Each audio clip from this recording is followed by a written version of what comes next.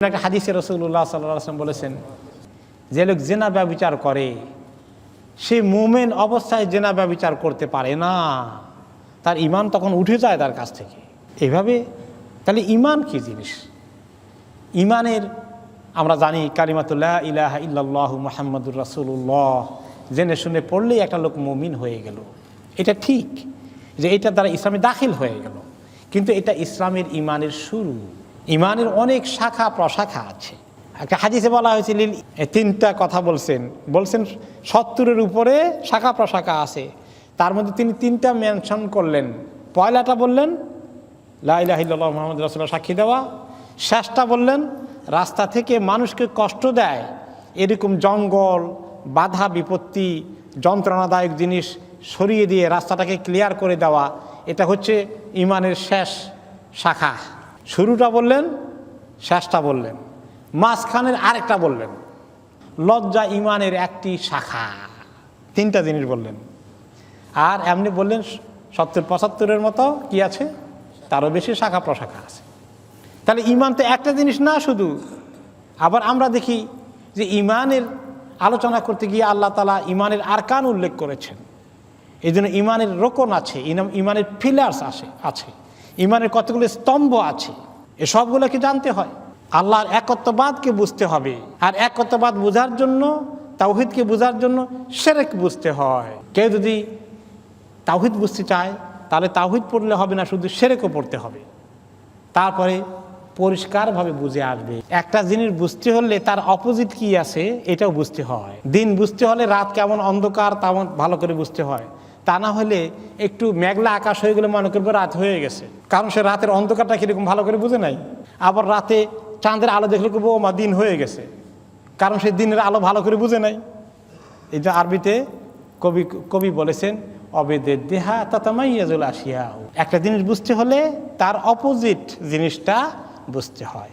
এই জন্য তাওহীদ বুঝতে হলে শিরক বুঝতে হবে। তাওহীদের ভিত্তিতে ঈমান বোঝা হয় নাই বিধায় অনেক আমাদের দেশের মুসলমানরা, ঈমানদাররা মাজারে গিয়ে সেজদা করে, মাজারে গিয়ে ধর্ণা দেয়, মাজারে গিয়ে হাদিয়া দেয়, মাজারে গিয়ে তোহফা দেয়, সিন্নি দেয়, ফুল দেয়, মোমবাতি দেয়। তাকে যদি বলেন তোমার মাবুদ কয়জন, সে কি বলবে? একজন। ইলাহ একজনই বিশ্বাস করে, কাম করতেছে কয়জনের কাছে? যত মাজারে যায় সবারই তো মাবুদ বানিয়ে ফেলেছে। বিপদে পড়লে মাজারে পয়সা দিলে উদ্ধার পেয়ে যাবে, এই মাজারের এত পাওয়ার আছে। হাজতের জন্য তাদের মুখী হয়ে গেছে, কবরমুখী হয়ে গেছে। তাকে সে এমনি বুঝে যে এক আল্লাহ। কিন্তু আল্লাহ তাআলা বলেছেন কিছু চাওয়া যখন হয়, চাওয়ার জন্য যেখানে যাওয়া হয়, যে কাজ করা হয় সেটাই ইবাদত। তুমি আমাকে নামাজ পড়লা আর চাইলে গিয়ে মাজারের কাছে, তুমি তো শুধু আমার ইবাদত করনি, তুমি শিরক করেছ। এরপরে তাকদীরের প্রতি বিশ্বাস, এটাও কিন্তু ঈমানের অংশ, ঈমানের একটা রোকন। যে আল্লাহ তাআলা যেটা ফয়সালা করে দিয়েছেন সেটার বাইরে কিছু হবে না। কোনো কাজ, কোনো মুশকিল সমস্যা চলে এসেছে, যেন যাই কতজনের কাছে গিয়ে আবেদন করি, কত লোকে গিয়ে ধরি, কিন্তু সবার আগে কাকে ধরা দরকার ছিল? আল্লাহ তাআলার কাছে। আমাদের পেরেশানিতে যখন পড়ে যাই, ছুটাছুটি যখন করি, শুধু মাখলুকের কাছে ছুটাছুটি করি, খালেকের কাছে তো করি না। আল্লাহ তাআলা কি সুন্দর দোয়া শিখিয়েছেন আমাদেরকে। আল্লাহ আপনি না দিলে কেউ দিতে পারবে না, আপনি দিলে কেউ আটকাতে পারবে না, তদবির করে কোনো লাভ হবে না। আর আপনি দিলে এটা আটকানোর জন্য কাউকে ধরা, অথবা আপনি না দেওয়ার ফয়সালা করলে পাওয়ার জন্য কাউকে ধরা কোনো কামে আসবে না। এই যে আল্লাহ তাআলার প্রতি তাকদীরের ঈমান, এই ঈমানটা কত মজবুত। সাহাবী ইবনে ওমর রাদিয়াল্লাহু আনহুর কাছে খবর আসলো, মাবাদ আল জুহানি এক বেদাতি লোক, ওনার জামানায় সে সাংঘাতিক আবেদ লোক ছিল, খুব দুনিয়া ত্যাগী মনোভাব, খাওয়া দাওয়া কাপড় চোপড় সব কিছুতে দুনিয়ামুখী না, সে একেবারে আখিরাতমুখী। খুব ইবাদতের, তাহাজ্জুদ, নফল, রোজা, কোনো কিছু কমতি নেই। তলবুল ইলম, সারাদিন ইলম শেখানোর কাজ করছে। কিন্তু তাকদীরের ব্যাপারে তার গন্ডগোল। সে তাকদীরের ব্যাপারে বলতো পেলে কাদার টাদার কিছু নাই, যেটা আল্লাহ তাআলা ফয়সালা করে দিছে বাস।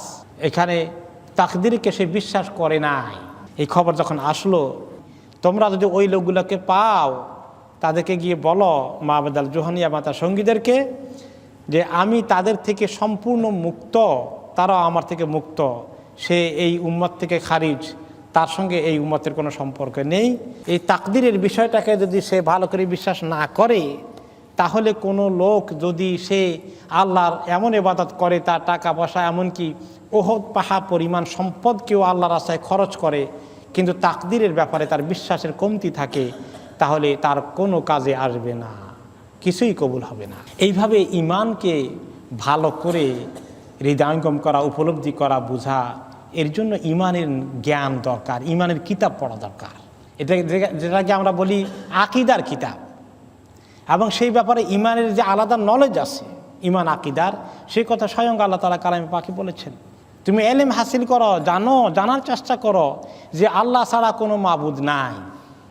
খালি লা ইলাহা ইল্লাল্লাহ বলে দিলেই হয়ে গেল না, বলে দিলে অবশ্য ইমানের একটা শুরু হলো, কিন্তু এই ইমানের জ্ঞানটাকে বাড়াতে হবে অনেক, এর শাখা প্রশাখাগুলো সম্পর্কে জানতে হবে, আরকানুল ইমানের জ্ঞানগুলোকে চর্চা করতে হবে। এই জন্য আকিদার কিতাব পড়া দরকার, আকিদার কিতাব পড়া দরকার সবার। ইসলামী আকিদা নামে বাংলায় সুন্দর সুন্দর বই পুস্তক আছে, এগুলো পড়তে হবে। তা না হলে বিশেষ করে তাওহীদ এবং শিরকের গণ্ডগোল লেগে অনেক মানুষ নিজেকে মনে করবে এক আল্লাহর ইবাদত করেছে, কিন্তু মুশরিক হয়ে মারা গিয়েছে, কারণ মাজারে মাজারে সাহায্যের জন্য গিয়েছিল। মুশরিক, আর কোনো ইবাদত তার কবুল হয়নি, হবে না, কারণ আল্লাহ তাআলা কোরআনে নিজে বলে দিয়েছেন, হে মানুষ, তুমি যদি শিরক করো তোমার সমস্ত আমল বরবাদ হয়ে গেল, বেকার চলে গেল, এবং তুমি চরম ক্ষতিগ্রস্ত হবে। এই জন্য ইমান আকিদার এলেম কিতাবপত্র পড়া দরকার। এইরকম ইমান, সেই ইমানের জন্য এলেম লাগে, আমলের জন্য এলেম লাগে। এই জন্য ইসলাম এলেমকে ফরজ করে দিয়েছে, প্রত্যেক মুসলিমের উপরে এলেম হাসিল করা ফরজ, অর্থাৎ ইমান আকিদার মূল বিষয়গুলো জানা। কোনো মুসলমান এইরকম জ্ঞানের কমতি নিয়ে মারা গেলে ফরজ তরক করার জন্য আল্লাহ তাআলার কাছে দায়ী হয়ে যাবে। ইমাম বুখারী রাহমাতুল্লাহ আলাইহি বলেছেন, কোনো কথা বলার আগে, কোনো আমল করার আগে এলেম শিখা ফরজ। এটা হলো ইমানের জন্য এলেমও শর্ত। ইমানের এলেম শিখতে গেলে ইমানের এলেমের দরকার আছে, সেটাও গাইডেড নলেজ এক্সারসাইজ করতে হবে। ওলামায়ে কেরাম সুন্দর সুন্দর আকিদার কিতাব লিখে গেছেন, এগুলো পড়তে হবে। কিন্তু অতিরিক্ত ইন্টেলেকচুয়াল এক্সারসাইজের জন্য উপরে আপনার ইমান নির্ভর করবে না। অনেক একগাদা লেখাপড়া যারা করে, সারা দুনিয়ার ভালো ইসলাম লেখাপড়া উৎসাহিত করেছে, কিন্তু ইসলামের লেখাপড়া হলো গাইডেড লেখাপড়া, এবং প্রায়োরিটি আছে, এবং শরীয়তের দিক নির্দেশনা সেখানে ফলো করতে হবে। এলেমের দরকার আছে, ইমানের মধ্যে এলেম আছে, কিন্তু এলেমটা কিছুটা শুধু এলেম যথেষ্ট নয়, আল্লাহ তাআলার কাছে ইমান চাওয়া লাগবে। এই জন্য ওমর রাদিয়াল্লাহু তাআলা ইমানের দরখাস্ত দিয়েছেন, আল্লাহুম্মা ঈমানান কা ঈমানিল বাদওয়ী, আল্লাহ বদবীর মতো ইমান চাই। ইমানের জন্য আল্লাহ তাআলার কাছে দরখাস্ত দিতে হবে। ইমান তাজা হওয়ার জন্য, ইমান বুঝার জন্য আমাদের ইমানের উপর লেখাপড়া করা দরকার। তারপর ইমান বৃদ্ধি হওয়ার জন্য কোরআন বেশি করে পড়তে হয়। কোরআন হাদিস বেশি করে পড়লে ইমান তাজা হয় কি না? আল্লাহ তাআলা নিজেই বলেছেন, যখন তাদের উপরে আয়াত তেলাওয়াত করা হয় তাদের ইমান বৃদ্ধি পেয়ে যায়। আয়াত তেলাওয়াত করলে, কোরআনকে বুঝে শুনে পড়লে ইমান বাড়বে, হাদিস বুঝে শুনে পড়লেও ইমান বাড়বে।